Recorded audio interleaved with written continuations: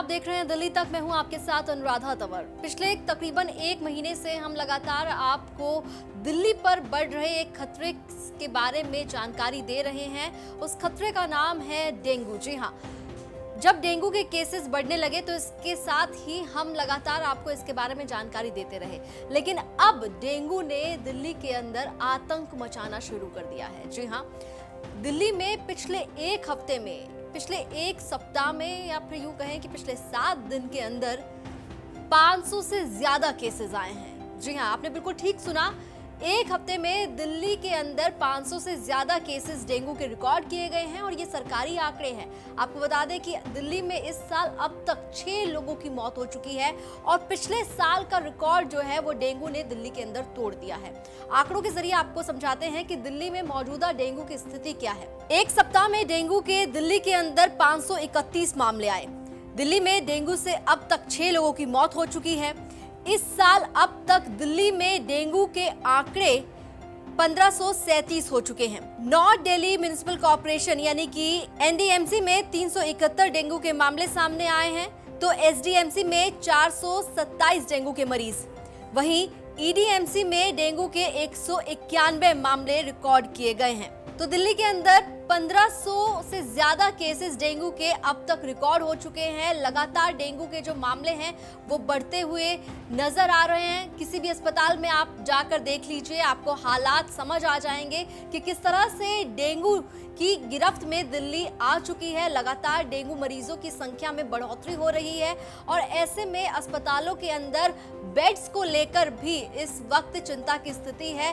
कई जगह पर आसानी से बेड्स नहीं मिल पा रहे हैं और सरकार की ओर से पहले ये ऐलान किया गया था कि जो कोरोना के लिए रिजर्व रखे गए बेड्स हैं उन्हें डेंगू के ट्रीटमेंट में इस्तेमाल किया जाएगा, तो वो किया जा रहा है। इसके अलावा रामलीला मैदान के अंदर भी डेंगू के मरीजों का इलाज शुरू किया गया है, वहां पर भी बेड्स का प्रबंध किया गया है। दिल्ली में डेंगू के बढ़ते मरीजों को लेकर एलएनजेपी अस्पताल के डायरेक्टर डॉक्टर सुरेश कुमार का क्या कुछ कहना है वो भी आपको सुनवाते हैं। अभी तक हमारे पास जो एडमिटेड पेशेंट्स हैं 42 हैं डेंगू के, और डेली हमारे पास फीवर को लेके, लो प्लेटलेट को लेके काफी सारे पेशेंट्स रोज इमरजेंसी में, ओपीडी में आ रहे हैं। लगभग 100 से 125 पेशेंट्स फीवर लेके आते हैं, जिसमें हम उनका जब टेस्ट कराते हैं प्लेटलेट कम होता है कुछ पेशेंट का, कुछ पेशेंट्स को सिंपल वायरल फीवर होता है, उनको डेंगू नहीं होता है, कुछ पेशेंट्स को मलेरिया होता है, कुछ पेशेंट्स को टाइफाइड होता है।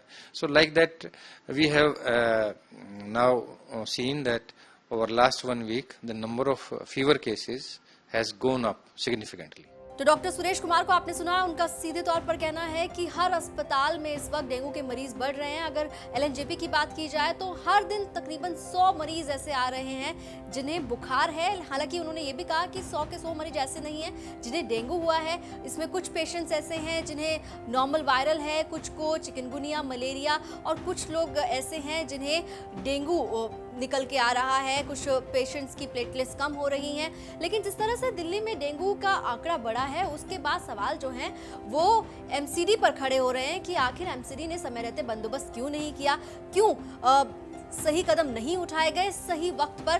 तो इस पर साउथ दिल्ली के जो मेयर हैं मुकेश सूर्यान, उन्होंने कहा है कि ये जो पूरा फेलियर डेंगू को लेकर सामने आया है इसके लिए अगर कोई जिम्मेदार है तो वो सिर्फ और सिर्फ राज्य सरकार, दिल्ली सरकार है।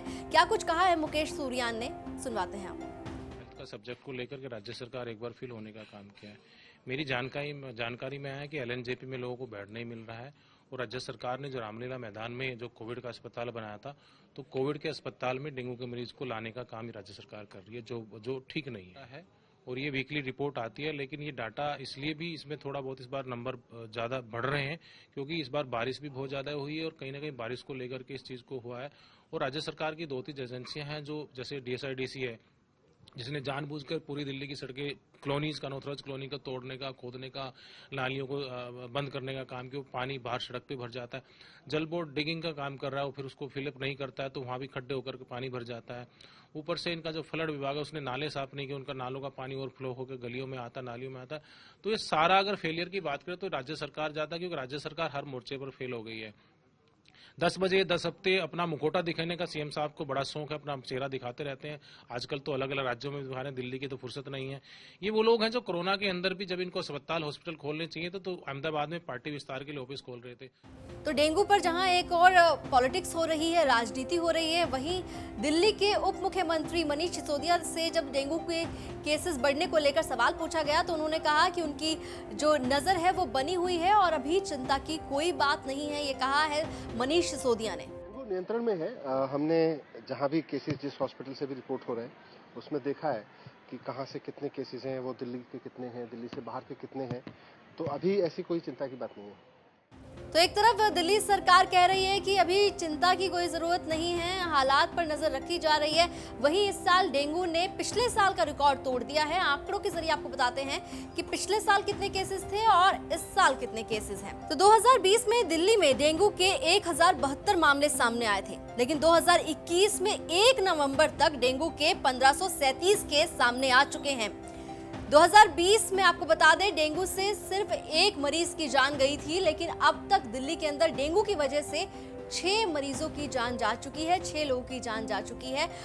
जिस तरह से डेंगू लगातार बढ़ रहा है, ऐसे में सरकार और एमसीडी को मिलकर इसके खिलाफ एक अभियान चलाने की जरूरत है, क्योंकि दोनों के बीच में जो डिस्प्यूट्स हैं उसकी वजह से परेशानी जो है वो सिर्फ और सिर्फ जनता को ही उठानी पड़ रही है। लगातार अस्पतालों में बढ़ते डेंगू के मरीजों से सवाल तो खड़े हो ही रहे हैं, लेकिन साथ ही साथ जो स्वास्थ्य को लेकर तमाम दावे किए जाते हैं सरकार की ओर से और एमसीडी की जो जिम्मेदारी बनती है उसको लेकर ये जरूरी है कि अपनी जिम्मेदारी को सही वक्त रहते निभाया जाए, क्योंकि उसी से ही बचाव हो सकता है। दिल्ली एनसीआर से जुड़ी तमाम खबरों के लिए आप देखते रहिए दिल्ली तक।